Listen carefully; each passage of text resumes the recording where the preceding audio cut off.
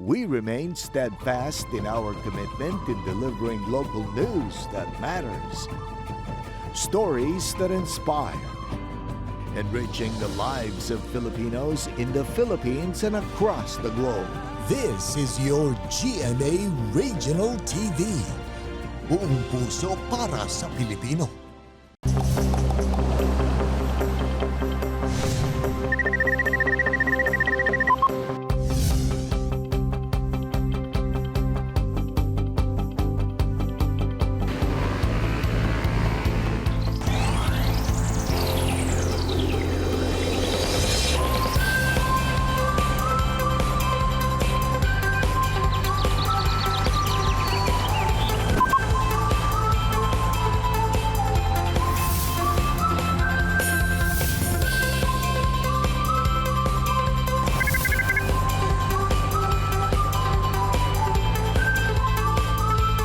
Kini ang At Home with GMA Regional TV.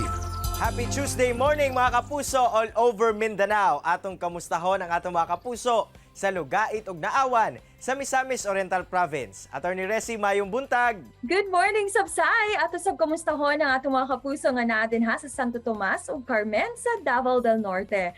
Mga kapuso, this morning atong makauban ang usa ka education student na nag-viral karon sa social media ang iyahang atomic bomb diorama project. Sayro nato na unya. Samtang Resi sayron ta ang mga pulisiya o mga bagong patakaran sa Bulunsuri Public Cemetery dinhi sa Cagayan de Oro City. Kauban si Engineer Armin Cuenca, ang head sa City Local Environment and Natural Resources Office. Ug sa Bistok atong makachikahan pagbalik si kapuso artist Kelvin Miranda.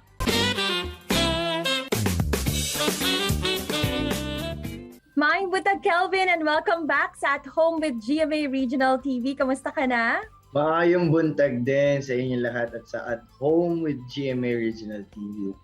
Yan, maraming salamat dahil napaunlakan nyo na naman ako dito sa inyong programa. At kasama ko na naman kayo ngayong umaga, di ba? Naman. Kaya naman kami dito sa Mindanao masayang-masaya rin. Lalo na, Kelvin, ako masyadong tinutukan ng ating mga kapuso ang Laughing Miss Bridget. How do you feel sa very overwhelming support ng mga tao sa show ninyo? Masaya ako, attorney, dahil pasaya namin ang mga taong sumuporta ng Laughing Miss Bridget. Sobrang saya namin. May maganda discover ka rin ba sa sarili mo, Kelvin, after doing Loving Miss Bridget? After, marami. Actually, dun sa character ko, marami siyang dalang pagdaranasan. Marami siyang dalang karunungan sa akin. Pati naman sa mga ibang characters doon, sa mga co-actors ko. Marami ako natutunan sobra. Parang enjoy ako dun sa taping namin. At dun sa mismong journey ng buong story na Loving Miss Bridget. Nakakaaliw nga ang ninyo, team up ninyo ni Beauty. But of course, ito tuloy-tuloy pa rin ang success mo, Kelvin. Lalo na with your newest single, Slow Dance. Can you tell us more about this one naman?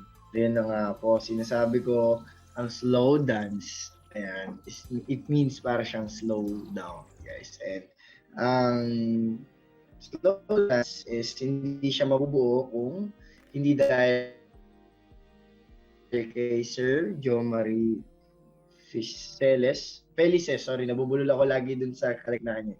Jo Marie Felices Intalan. Ayan, siya po ang composer ng slow dance at siya po ang may dahilan at may kagagawan kung bakit ko po siya kinanta. Ayun. Na-release na po siya, guys. So, sa lahat ng digital streaming platform, pwede niyo siya mapakinggan. Sa Spotify, YouTube Music, kahit saan-saan pwede niyo.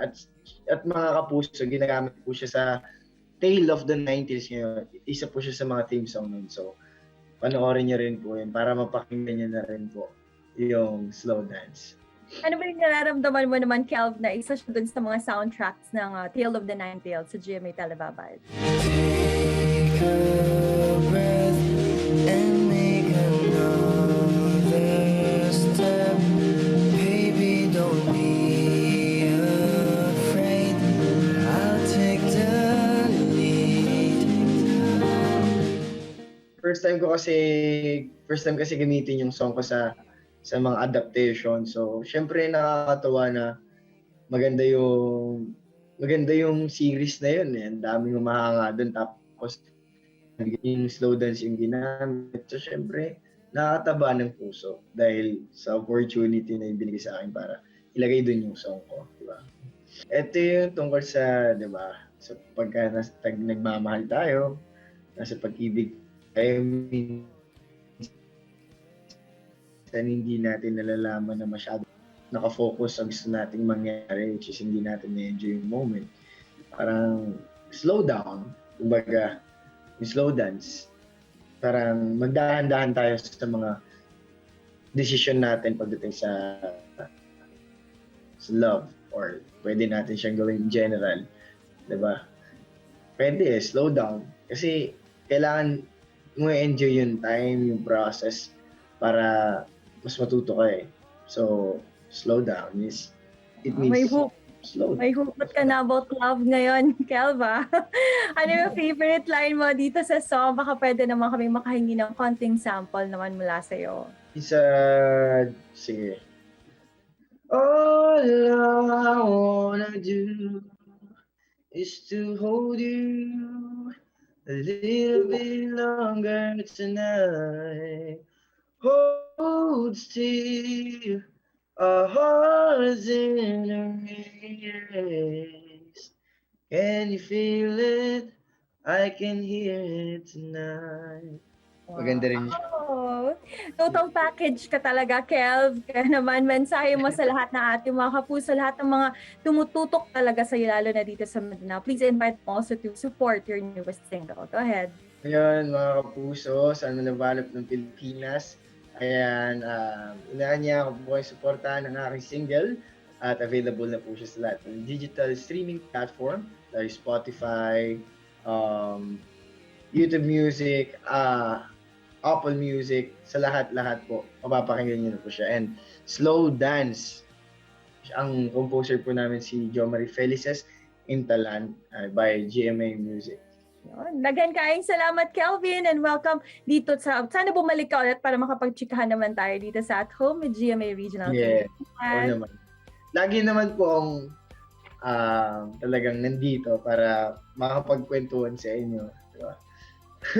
Kaya maraming salamat din po sa opportunity na binigay nyo para makasama ko kayong umaga at makapagchikahan ng konti. Diba? Sana sa lahat ng milestone sa buhay mo, Kelv. Nandito lang kami dito sa Mindanao. Thank you again. Maraming salamat sa inyo sa mga taga Mindanao. And God bless you all. Stay safe. Huwag tayo pakampante sa nangyayari ngayon. At konti na lang. Sumunod din tayo sa protocols na matapos na po tayo sa ating dinaranas. God bless you guys. Thank you so much. Kini ang At Home with GMA Regional TV.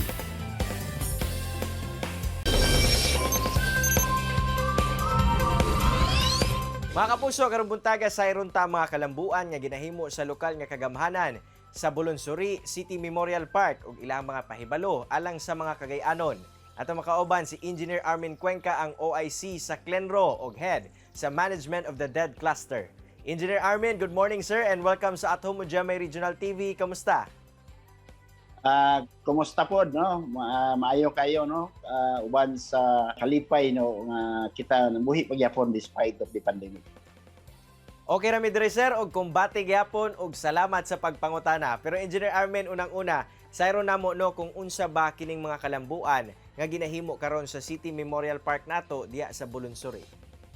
Actually, 2019 nagsugod na ang mga preparation alang sa pag redevelop sa maong samaang, no? Kay lagi kana siyang management sa atong City Memorial Park ang Bulonsiri. Gi-transfer man sa ato gikan sa laing opisina unya dayon ato nakita nga adunay panginahanglanon nga kinahanglan siya usbon.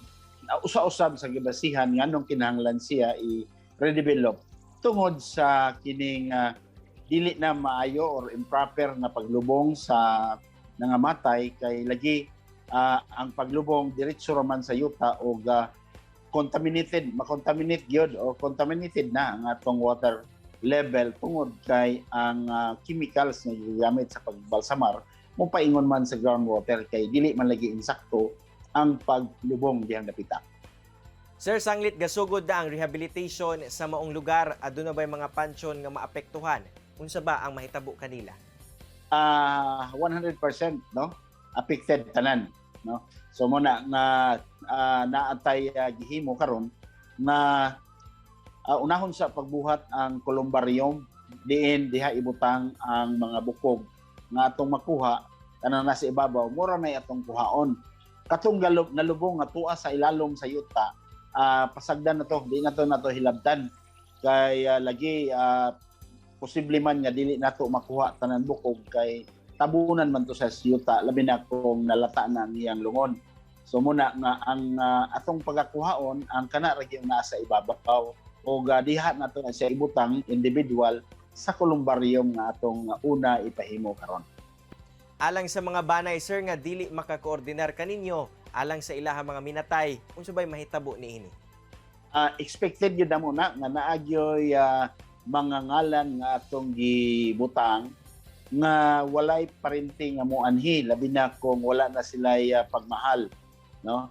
Kanang kana bang magproblema na sila o kinsay mobayad sa kining mga gastuhon o naman ugaling. So muna nga posible gyud nga walay moduol pero mo na dili man pud pwede nga di mapadayon ang atong proyekto tungod kay walay parinting nga nagpakabana. Ang CLENRO, ang city government, no, ang city engineer's office, no, maoy maghimo og pamaagi aron nga kanang mga priority nga mga pansyon nga maagian sa atong first phase sa atong pag-implementar maplastar sab siya. Engineer Armin, ang rehabilitation o redevelopment nga atong ginahimo diya sa City Memorial Park para asa ba kini? Ug unsa ang ginalantaw nato nga long-term effect niini? Doon na siya sustainability, no? Ang maong samang. Buot pasabot nako nga kung tumanon lang ang plano nga gihimo sa cemetery board, dili na ta mahutdan o kalugnan, no? Dili na ta maingon nga puno na kaya naay proseso nga pagasundon kung ikaw gusto magpalubong diha sa may Bolonsiri. Engineer Armin, unsa-unsa ba ang mga lauman nato nga improvements o establishments sa lugar? Una ang natay crematorium, no? Si crematory, kibali. Ang 2019 pa wala pa COVID, apil na siya sa development plan nga ipamutang diha sa Bolonsiri. So meaning usa ni siya sa makatabang labi na kung mubalik ang problema nato sa COVID. Ang gawas niya na adunay kaugalingon nga kining funeral parlor sulod sa atong menteryo. So ang mga kaigsunan natong kabus na nagkinahanglan og tabang labi na kung matyan, problema, mohilak, niya mangita kung kinsay mag-amot aron sa pagbayad sa balsamar, sa lungon. So dinhi karon no pagkahuman sa atong redevelopment aduna na siya pasilidad nga maoy mo proseso no sa patay nga mabalsamar siya, maplastar og gayo. Diha sa atong redevelopment, na diha ang atong viewing chapel, no? Pwede na diha na maghaya, no, sulod sa atong menteryo, although gilain siya, no, lahi siya, makatabang og ayo sa atong mga kaigsuonan nga nagkinahanglan. Lastly sir, unsay mo panawagan ngadto sa mga Cagayanon, labi na katong adunay mga minatay sulod sa Bolonsiri? Salamat kayo no sa kahigayonan and we are very much happy to implement this program. So kami nang hinaot sa inyong kooperasyon tungod kini alang sa atong tanan nga namnimuyo sa dakbayan sa Cagayan de Oro. Salamat og maayong buntag. Daghang salamat Engineer Armin Cuenca sa imong oras nga gihatag sa Atomo GMA Regional TV ug panghinaot namo ang kalampusan sa inyong mga proyekto sir. Sige, likewise, amping. Mga kapuso, chillax lang mo kay mo balik pa ang Atomo GMA Regional TV. Kini ang At Home with GMA Regional TV.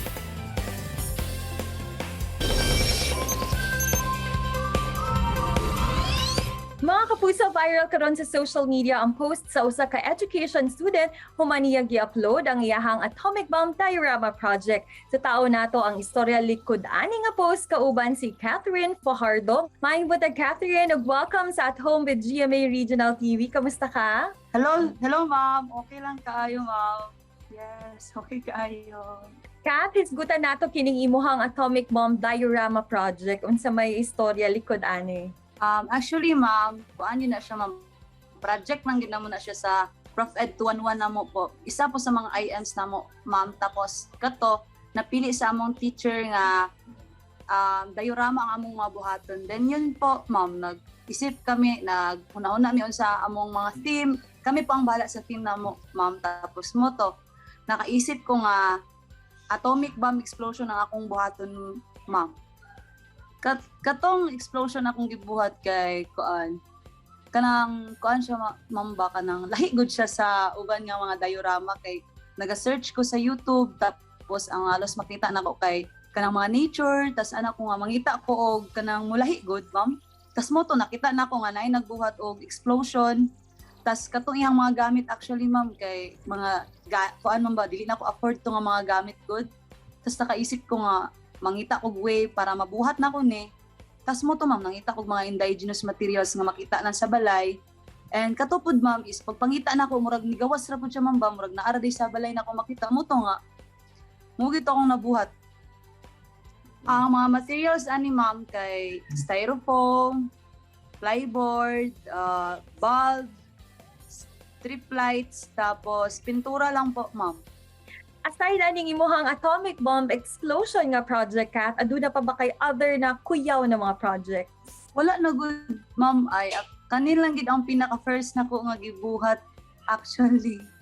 Kanilang yung atomic bomb explosion akong gibuhat nga itong elementary ko high school ga drawing man noon ko man pero drawing lang gid to siya pero pag magbuhat ug ingani ma'am wala murag karon lang gid ni ma'am nga nakabuhat ug ingani. Kumani mo ni kini na share online unsa imuhang reaction nga nagtrending kini and unsa pud ang imuhang na feel sa overwhelming reaction sa mga netizens?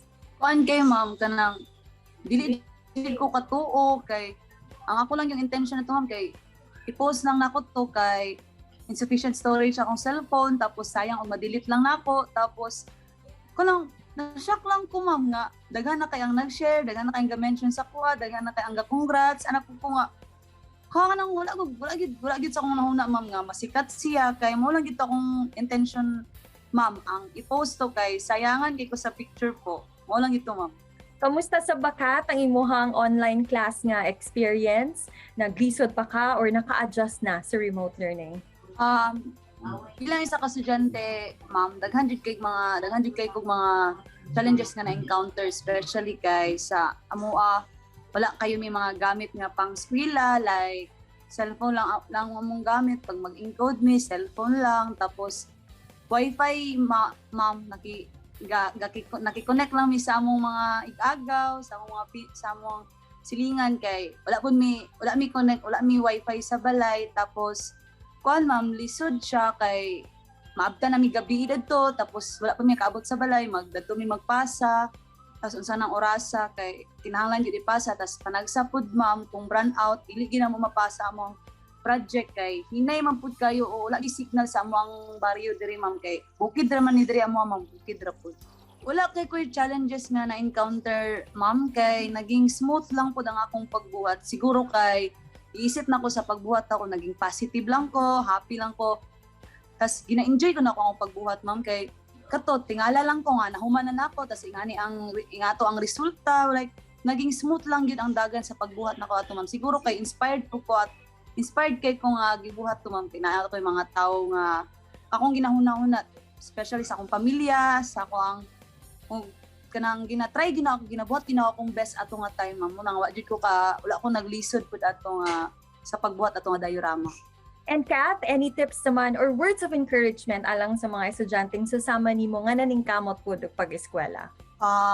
Ako lang ma-advise no kay agwanta lang sa tag kay kabalo ko lisod kay online class pero gabuhat gid og ginabuhat na nila ang tanan sa gobyerno para mabalik ta sa dati nato nga iniskwilahan tong face to face agwanta lang sa ta then sa mga dapat mag-study lang ta eskwela tagtarong kay isipon na lang nato ma'am why ta pinakasugod gyud nato why ta ni sulod ani why mga wise gyud nato ma'am before ta nag-start tapos maningkamot lang gyud ta ma'am kay para gini sa tuwa o para ni sa tong pamilya tong ginabuhat karon. And finally, Kat, naa ba kay gusto pud pasalamatan? Actually, ma'am, daghan jud kay ko gusto pasalamatan, ma'am. Una gid ang Ginoo kay gitagaan ko niya nga opportunity ma'am nga halos tanang tao maka-appreciate na sa kuha labi na sa mong barangay ma'am like thank you kayo Lord. Sunod kay ako ang pamilya sa akong mama ug papa, sila mama Dak ug sila papa Anit akong maigsuon, sila Ate Casey, sila Ate Iyay, sila Tia Liloy, salamat jud kayo sa inyo ha. Sa kay makita gid ako sa inyo mga mata nga proud kayo mo sa kuha. Tapos ang akong mga igsuon ako sila ate. Tapos katong kauban pag na ako nga kauban gid ako nagpulaw ani nga diorama sila Chongchong, sila Pacquiao, salamat kayo sa ako ang maestra pud ma'am si Ma'am Algin Lagang. Ma'am, thank you kayo sa USM University of Southern Mindanao. Kila kay Ma'am Honey, kay Sir Tax, thank you kayo. Og sa akong mga pinsan ma'am, sila Ate Love, sila Ate Joy, sila Ate Mimi. Thank you kayo guys. Salamat kayo sa suporta sa mga wifi nga pa-connect para lang abotani nga kaandon. Salamat gid kaayo sa akong mga friends, sa akong mga best friend. Thank you guys. Og sila sa isa, maulon to ma'am. Thank you. Daghan kaayong salamat ka. Daghan na gid kaayo mi ang mga napawaw ug napabilib sa imong Atomic Bomb Diorama Project. Daghan kaayong salamat, Amping Pirmi.